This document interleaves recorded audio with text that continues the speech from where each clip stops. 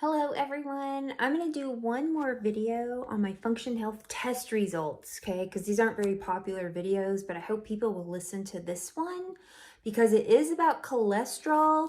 And the only reason you want to listen to my test results is because I can share my test results. If I want to, I can totally share my own results. But I want you to understand these as an example for yourself too, okay? So that's why I share them. So today I want to share my cholesterol test. They did actually 15 different tests. A typical medical blood panel will only test 4 cholesterol numbers: your overall number, your triglycerides, your HDL, and your LDL, okay? That is not nearly enough. It's very flimsy, does not tell you what you need to know. That's why I paid out of pocket with Function Health, because I want to get the proper testing. So let's take a look at mine here.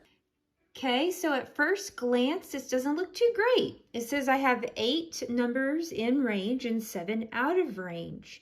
And of course, I did a lot of research on my own. They give you a lot of notes and explanations. And so hopefully I can explain this in a way that everyone can understand. And I'm not going to explain all of it, but I'm going to explain the main parts. So the first one that was off was my A lipoprotein B, okay? And that one was not so good. So at first you might think, oh my gosh, I'm in trouble. What am I gonna do? You can't look at just one number. You remember that. You have to look at the whole picture. So that should be under 90. I was at 105. So that is definitely high. And it does relate to LDL, which is considered the bad cholesterol. So apolipoprotein helps assess overall risk for heart disease because it correlates with LDL particle size and number. So it can help assess heart attack risk and atherosclerosis. But you must also test apolipoprotein A1 with Apo B above, which relates to HDL cholesterol. Okay, so you must also test lipoprotein A and then take the ratio. So it's called the ratio of Apo B to Apo A1. So anyways, let's look at my lipoprotein A. It should be under 75 and mine is a 10, so it's very low. Lipoprotein A is a low-density lipoprotein that transports cholesterol in the blood. So I have a very good transport system, and which is really, really key. You need to be able to transport the cholesterol properly. So I'm real solid on that. And then we're going to look at the ratio. Okay, now here's my ratio. It should be under 3.5. My ratio is 3.1, so I'm still in the green. That's good. But I definitely would like to get that even lower. So I am doing some protocols for that. I also want to show you my triglycerides, my overall number, LDL, and the particle sizes. Okay, bear with me everyone. My total cholesterol has gone up to 258 from about 220, which was my average. So that went a little bit higher, which I'm not too concerned about, but I think it's because of the LDL. So let's go look down here. My LDL, where is my LDL? They got them all mixed up. My LDL cholesterol is 159. It used to be about 130, so that did go up. I also have some issues with small particles. That's not good. And then my particle number is quite high. So you would think, oh my gosh, I'm going to have a heart attack. But once again, you got to look at everything. Not that I don't want to fix these, which I plan to. That's very important. But we also need to look at this. Now I'm skipping some of them because I don't have time to do everything. But the HDL particle size is very large and healthy. So let's take a look at this. That's in the green. It should be over 6,729 and I'm at 8,824. So the HDL is phenomenal. And even my overall cholesterol HDL number, let's find that one. My overall HDL is, let me find it, 83, which is excellent, okay? You really want HDL. I like people to be 50 or above, so they say over 49, so I'm 83, which is super good. And then another one, my triglycerides are extremely low. Triglycerides are the ones that can go high if you eat a diet and like seed oils, fast food, junk food. That will make your triglycerides go high and can definitely be dangerous. So I eat really healthy, except for my little cravings for sweets. So that should be under 150, and I am 56. So that's extremely good there. Now, we also have to take into consideration that my liver numbers were elevated. They had pretty much almost doubled in a year and a half. And I'd said in a previous video that I thought I'd figured that out. I believed it was some Garcinia cambogia I had been taking in a drink mixture. And I had also been doing some green tea extract, and I'll post the link below. Those two don't combine well together and can elevate liver enzymes and even cause some liver damage. So I made a big mistake there. I'm definitely not taking either of those right now. Because like I said, you always have to figure out what the problem is and then make the corrections. Just taking a medication isn't going to correct the problem. You want to heal and repair wherever the problem is. That is just so important. So the liver is really important in cholesterol, and because there were some issues with my liver, I think that threw off my LDL particle size. And like I said, I want to correct that. Even though I'm in pattern A, they give you patterns of risk, with pattern A being the best. I still got pattern A, which is very low risk for heart attack or heart disease, even with my LDL not being good, but because all the other numbers were so good that my risk is very low. But like I said, I still want to correct that. So the liver makes lipoproteins that carry cholesterol and other lipids through the bloodstream. Your liver also needs to produce healthy liver bile for getting rid of cholesterol.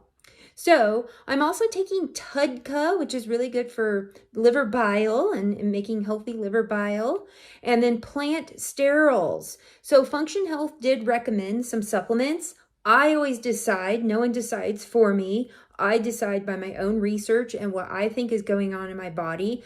They don't know what happened to my liver. They don't know that I was taking something. They have no clue what my diet is like.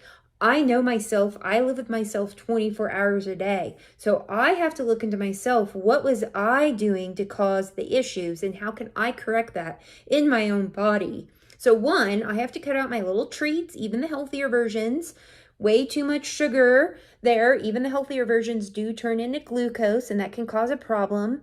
And sugars and healthy fats do not go together. That causes big problems. And I was consuming a lot of healthy saturated fats like coconut oil, MCT oil, grass-fed butter, avocados. So for now, I am cutting out the coconut oil and MCT oil, and maybe a little less butter as well, but especially I'm going to cut out the healthier treats and sugars. And Dr. Hyman did also mention, if you're lean or thin, that sometimes you don't process the saturated fats as well, and that can increase the LDL particle size. And so they did ask me my height and weight because they wanted to take that into consideration. So everyone's an individual. You have to look at the whole person, the whole picture. So I am also going to do a supplement and try to get more of these in my diet. I don't get a lot of these in my diet, which are called plant sterols. So they look and act like cholesterol in your body. So they also compete with cholesterol for absorption by your digestive system. When your body digests plant sterols, it does remove some cholesterol as waste. So this can result in lower, naturally healthier cholesterol levels. And I am focusing specifically on LDL. I want to lower that and remove that from my system. So I will be taking Now brand beta sitosterol plant sterol supplement, 1,000 milligrams one time daily. I'm only going to do this for 3 months. You should not take this long term, no more than 6 months. Okay, I had to stop the video because my dog was going crazy. Okay, so anyways, diet sources of plant sterols are kidney beans, sesame oil, green peas, soybean nuts. Oh, soybeans, many nuts and seeds, but they need to be raw and not processed. Avocados and pink lentils. Pretty much the only ones of those I get consistently in my diet are avocados, so I could be low in plant sterols. And I don't like eating lots of nuts and seeds because of the phytic acid anyways. And most of them are GMO. So other things that I'm doing, I'm also taking NAC for my liver, for liver health and support, producing more glutathione. I'm taking berberine. Berberine can promote excretion of cholesterol from the liver bile, and it can also help improve LDL receptors. And one other supplement I'm going to be taking, suggested by Function Health, is PGX, a really special form of fiber. So it's called PGX Daily Ultra Max Fiber Blend. This type of fiber is known to help improve LDL cholesterol and reduce it. I want to excrete that through my liver bile. I want to get my liver healthier. I need to remove the culprits that were causing my issue. And of course, I want to stay in at low risk for heart attack or heart disease. But if I don't make the corrections, I could move into a different range where I could be at higher risk. So I need to make those corrections so I don't move into the high risk category. And then I need to just keep doing everything else with my exercise, healthy eating, minus the extra sugar. Okay, I hope all that made sense.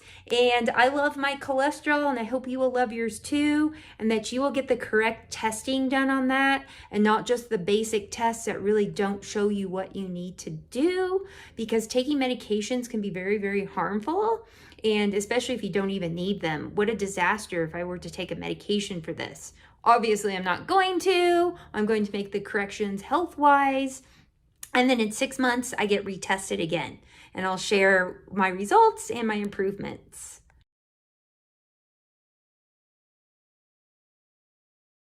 Now, one last thing I would like to say, if you're still with me, is I did a previous video a little while back about cholesterol and cholesterol protocols I give to people. I just gave some basic protocols I do kind of in general when I don't know the whole picture, because most people will bring me their blood work and only have those 4 numbers. So it just doesn't give me enough information. But when you get all the information, then you can know more precisely what to do, and that's where you can really hone in on the correct protocols. Now, this has also helped me learn more as well. I don't want to just simply take a medication or even a supplement like red yeast rice that, oh, it's going to lower your cholesterol. No, like I said, I want to correct the issue. I want my particle size to be more healthy. I want my LDL to be more healthy and keep my HDL where it's at, which is already healthy. And I want to improve my liver function and nourish it and help my liver work better so my cholesterol can be better. So like I said, you have to really look at each individual. You have to get all the information on each individual that you work with in function health or holistic health. And if you don't see the whole picture, it's really hard to know how to help someone. So you really need to work with a function health, either medical doctor, physician assistant, function health naturopath, so you can really get the testing, the proper testing, and the proper health and the proper protocols from that. All right, everyone have a great day.